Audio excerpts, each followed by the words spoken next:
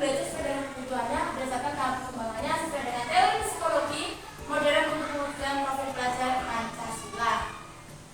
Untuk pembelajaran dengan paradigma baru itu selanjutnya untuk disiplin positif.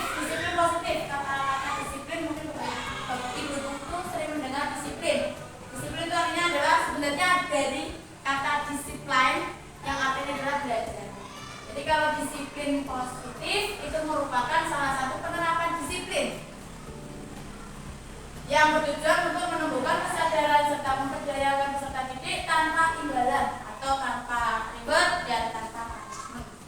Sehingga pendidik itu tujuannya itu adalah menciptakan peserta didik yang memiliki disiplin diri sehingga mereka berperilaku mengacu pada nilai-nilai kebajikan yang lebih besar. Dan nanti kita akan bahas tentang apa itu nilai-nilai kebajikan yang universal dan meminta motivasi intrinsik dalam perubahan perilaku. Inilah nilai-nilai kebajikan. Ya, nilai-nilai kebajikan itu merupakan nilai-nilai yang disepakati bersama dari suku, bangsa, agama, bahasa maupun latar belakang.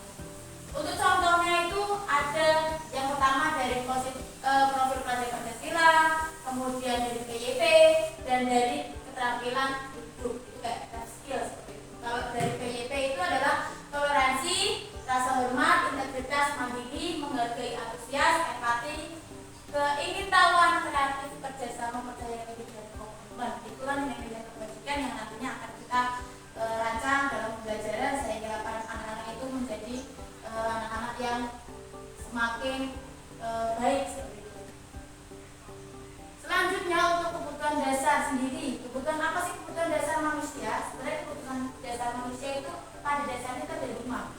Yaitu adalah bertahan hidup, yaitu sandang, papan, pangan, itu adalah bertahan hidup. Kemudian penguasaan, ini bisa jadi jabatan atau tahta, gitu. Ada kesenangan atau hobi dan kasih sayang dan rasa diterima, kemudian kebebasan atau freedom. Ini adalah kebutuhan dasar manusia yang kita sebagai manusia biasa membutuhkan ini, 5 ini. Selanjutnya, motivasi perilaku manusia itu merupakan dorongan yang timbul dari diri seorang secara sadar atau tidak sadar untuk melakukan suatu tindakan dengan tujuan tertentu. Kemudian motivasi perilaku ini yang pertama adalah menghindari ketidaknyamanan dan hukuman. Yang kedua adalah mendapatkan imbalan atau penghargaan dari orang lain. Yang ketiga adalah menjadi orang yang mereka inginkan dan menghargai diri mereka dengan nilai-nilai yang mereka percaya. Itu adalah motivasi perilaku manusia. Motivasi biasanya kan dorongan seorang untuk mendapatkan penghargaan.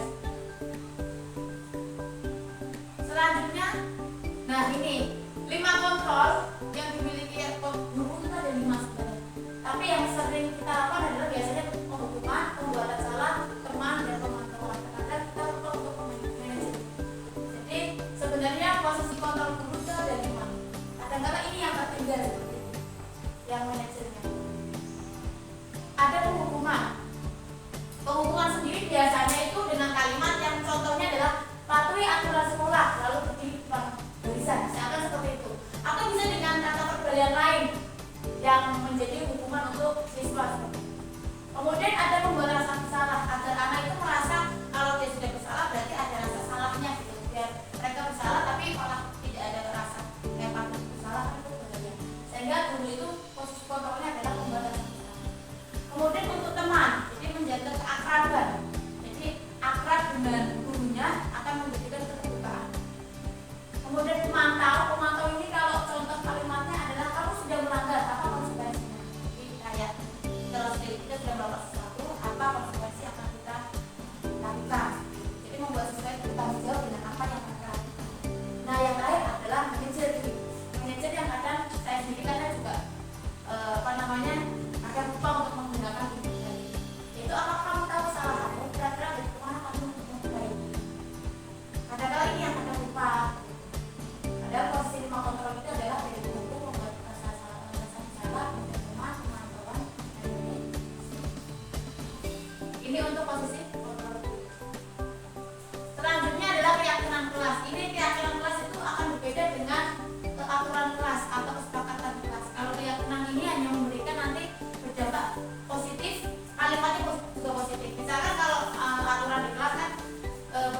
jangan terlambat. Nah, nanti kalimat jangan terlambat diganti, lebih baik datang di awal. Nah, keyakinan kelas itu nanti akan membuat mereka termotivasi untuk berbuat baik.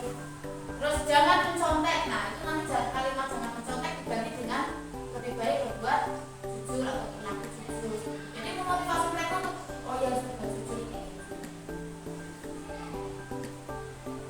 Nah, untuk kegiatan pembuatannya itu yang pertama adalah diskusi. Jadi nanti diskusinya nanti bisa dengan diskusi dengan anak-anak untuk bagaimana untuk menciptakan suatu suasana sekolah dan di lingkungan itu lebih nyaman seperti itu. Kemudian setelah diskusi, kemudian merumuskan peraturan menjadi keyakinan. Nah, peraturan ini kemudian kita buat menjadi sebuah keyakinan kelas agar terciptanya motivasi bagi anak-anak untuk melakukan suatu kebaikan. Dan kemungkinan keyakinan ini biar diingat, kita menempelkan keyakinan di kelas. Itu biar anak-anak teringat apa yang mereka lakukan, apa yang mereka sepakati bersama, ditempel di kelas. Itu menjadi sebuah keyakinan di kelas untuk memotivasi ajaran. Nah, bagaimana pembentukannya ini? Pembentukannya bisa menggunakan berupa pertanyaan universal, kemudian nanti dibuat dalam bentuk positif, terus sedikit saja tetapi mudah diingat, sesuai dengan kondisi di kelas dan sekolah supaya untuk diterapkan. Kemudian terakhir semua warga kelas itu terlibat dalam pembuatan kelas. Ini ada beberapa hal pembentukan keyakinan kelas yang kita laksanakan, jadi agar nanti di kelas itu lebih kondusif. Gak usah banyak-banyak kalimatnya, tapi sedikit sudah bisa diterapkan. Kemudian dibuatnya dengan kalimat yang positif, sehingga kalimat yang jangan atau tidak bisa dihilangkan seperti itu untuk membuat motivasi positif. Nah, untuk yang terakhir adalah segitiga restitusi. Segitiga restitusi itu adalah guru dalam menyelesaikan masalah. Yang pertama adalah menstabilkan identitas, karena ini penting yang dilakukan guru agar identitasnya agar tidak terlalu diporkan ke halayak umum gitu. Yang pertama, kita beri kalimat setiap orang itu pasti melakukan kesalahan. Kemudian kamu bukan satu-satunya yang pernah melakukan kesalahan. Ini yang untuk membuat motivasi anak bahwa oh ya kalau aku salah ya berarti tidak hanya kamu tadi sudah pernah, tapi nanti setelah itu ngapain sih. Terus setelah menstabilkan, buatlah keyakinan menanyakan keyakinan dulu. Keyakinan yang kita buat di kelas itu apa? Apa yang keyakinan yang sudah kita buat, kemudian kenapa kamu langgar seperti itu. Itu kayak memvalidasi aja sih. Kamu ingin menjadi orang yang seperti apa? Dan terakhir adalah setelah menanyakan keyakinan tentang permasalahan tadi atau masalah, kemudian terakhir adalah validasi tindakan yang salah. Kita validasi. Nah, ini adalah contoh kalimat untuk validasi tindakan yang salah seperti ini. Sebagai contohnya ini ada kasus dari kasus masalah yang ada di sekolah seperti itu. Contohnya adalah guru matematika dan wali kelas 8 Ibu Sati sakit sehingga tidak dapat masuk dan mengajar. Akhirnya dicarikan guru pengganti, Ibu Eni. Nah, Ibu Eni itu baru masuk 2 tahun menjadi guru SMP. Beberapa perempuan, Vivi ada Natali mengetahui hal ini dan mulai menggunakan kesempatan dan bersikap seenaknya saja, kemudian tertawa dan tidak mengindahkan kehadiran Bu Eni. Kemudian Bu Eni mencoba untuk mendekati kedua perempuan ini dan menegur mereka dengan halus, namun ketiganya tetap berlaku tidak pantas. Mereka tetap tidak mengerjakan tugas dan mengobrol. Nah, jadi untuk cerita kasus ini adalah dalam keesokan harinya Bu Sati itu memanggil Vivi dan Natali. Ini untuk kasus 1 tentang guru matematika yang sakit. Kemudian digantikan dengan Bu Eni. Tapi di situ tuh ada suatu permasalahan di sini. Nah, setelah kita analisis dalam penerapan kasus tersebut itu sikap-sikap restitusi apa saja yang dilakukan oleh Ibu Santi. Yang pertama adalah untuk menebus restitusi, bukan untuk menebus kesalahan, namun untuk belajar dari kesalahan. Nah, ini ketika murid belajar dari kesalahan untuk menjadikan lebih baik di masa depan, mereka akan mendapatkan pelajaran berarti dan berguna yang